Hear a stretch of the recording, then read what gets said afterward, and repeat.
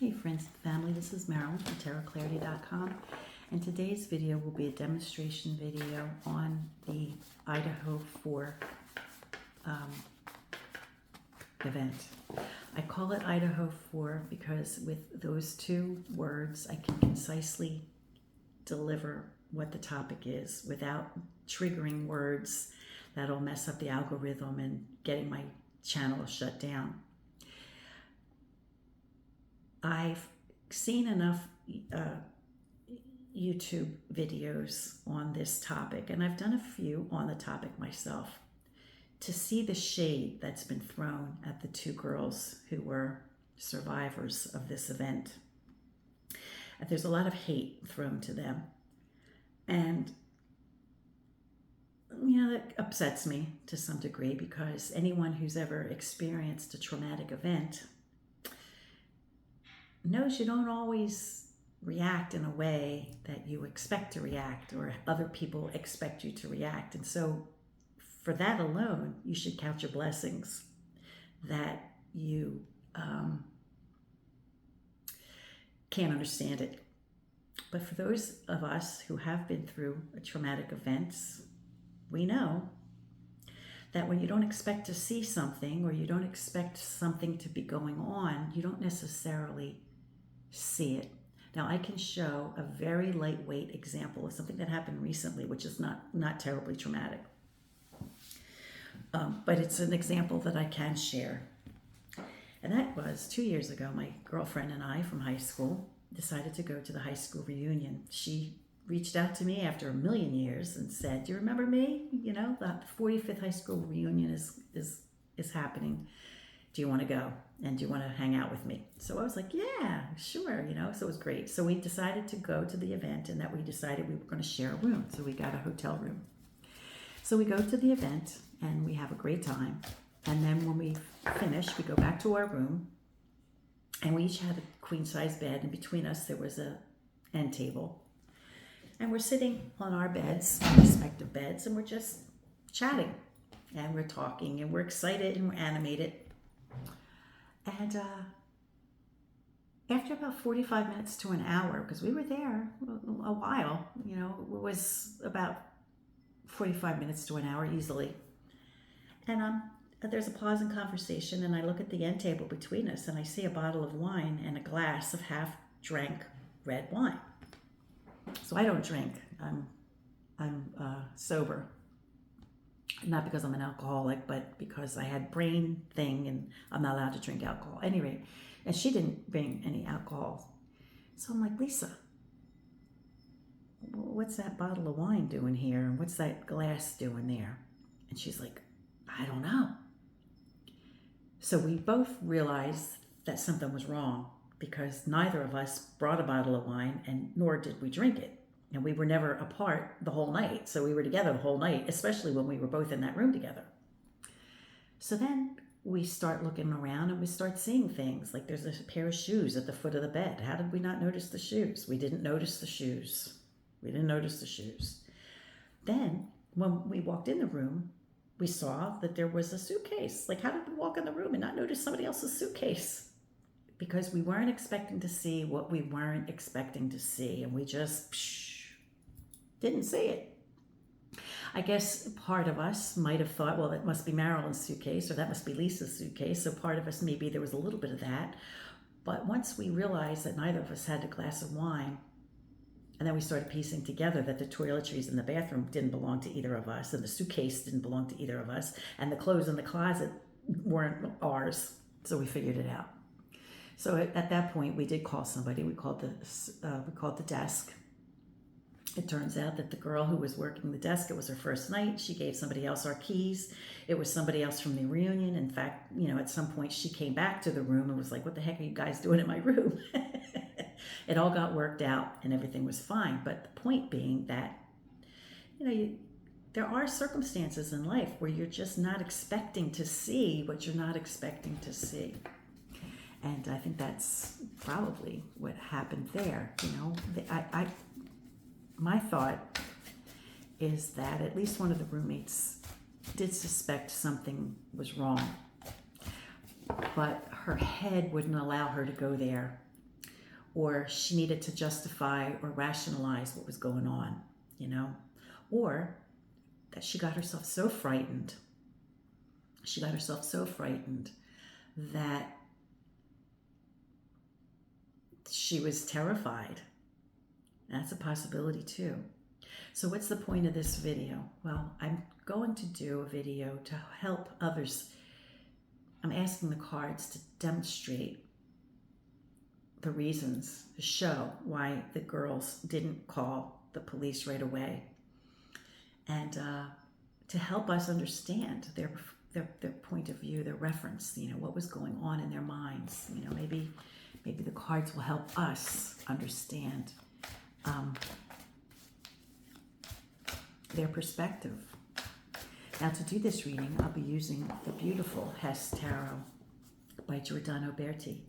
And I showcased this in 2 videos the other day.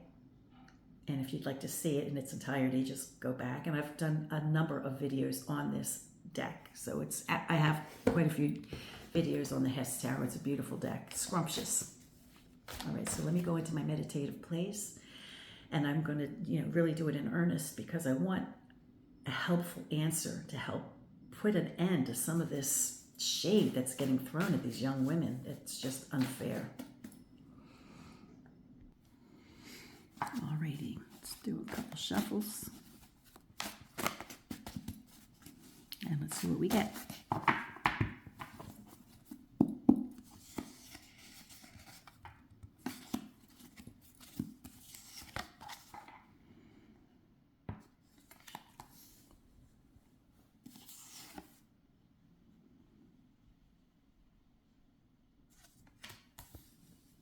So we have the Knight of Batons, the 7 of Swords.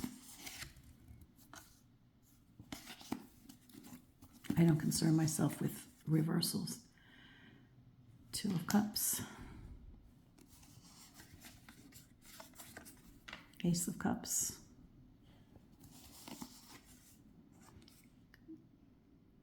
Nine of Coins.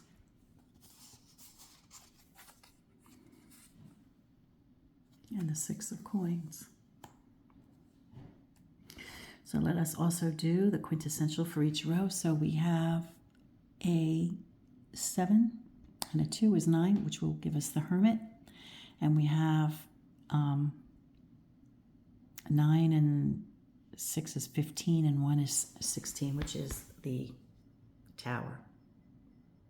Okay, so we have the Hermit.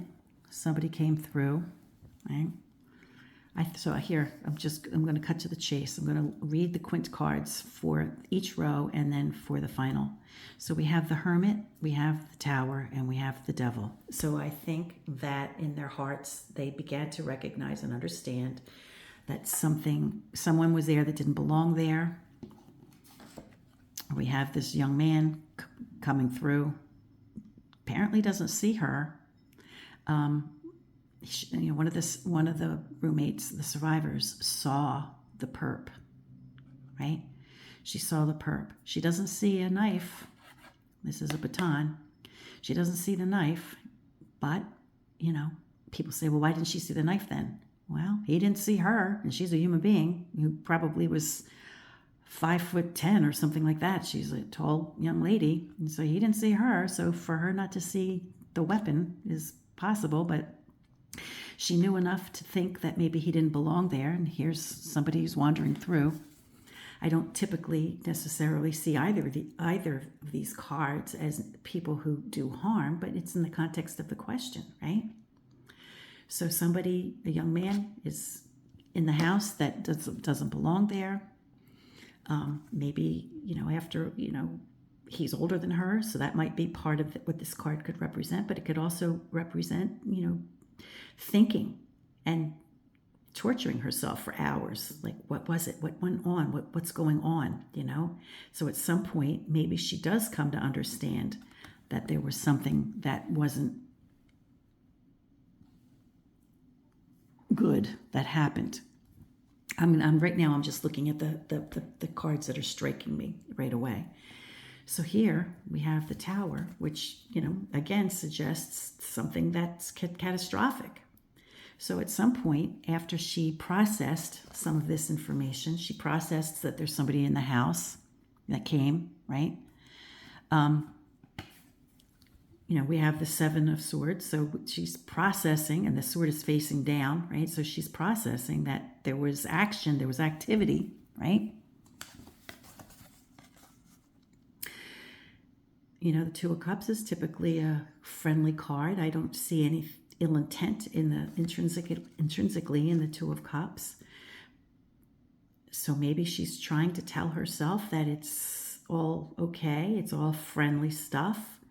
But the Seven of Swords in between is kind of nagging at her, right? And we see where the Seven of Swords is pointing, and it's pointing down below here. So here we have the Nine of Coins, which would be a happy home. The household was a happy household. It was fun. I mean, it was probably every college kid's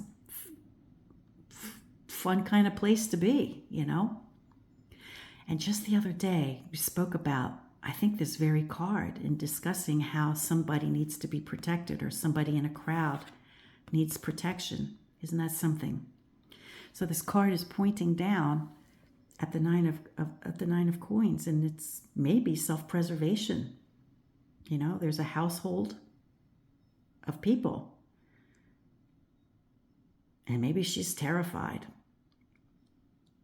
and maybe she's trying to protect herself. And thank God she did, Thank God he didn't see her, because he would have killed her too. So here we have the Ace of Cups. Again, intrinsically, nothing bad, just the beginning of something, a rush, perhaps a rush of emotion. The Six of Cups, a perfect number.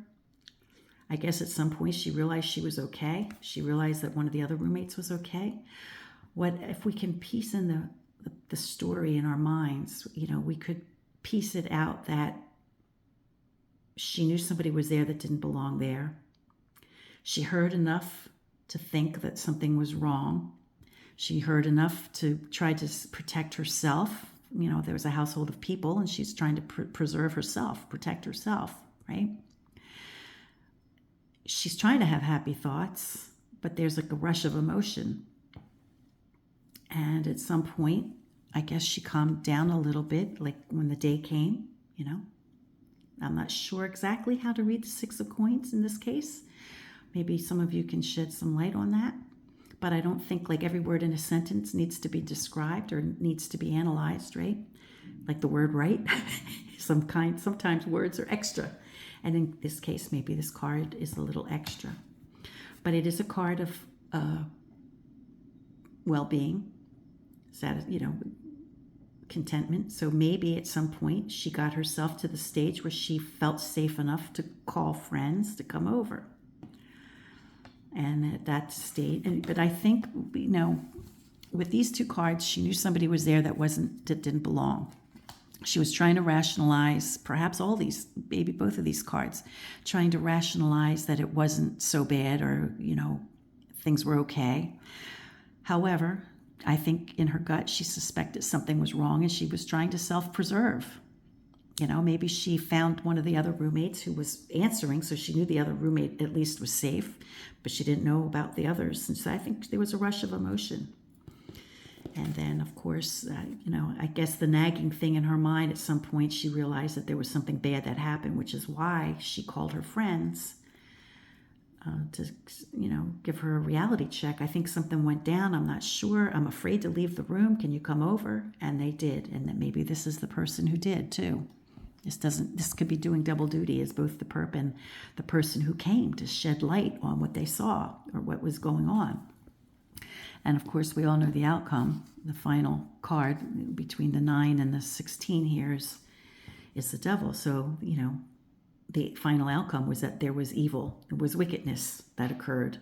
So maybe her instincts were correct, that something bad had happened, but she was trying to calm herself down, or she was trying to talk out her way out of it, and she was trying to self-preserve, and thank God she did.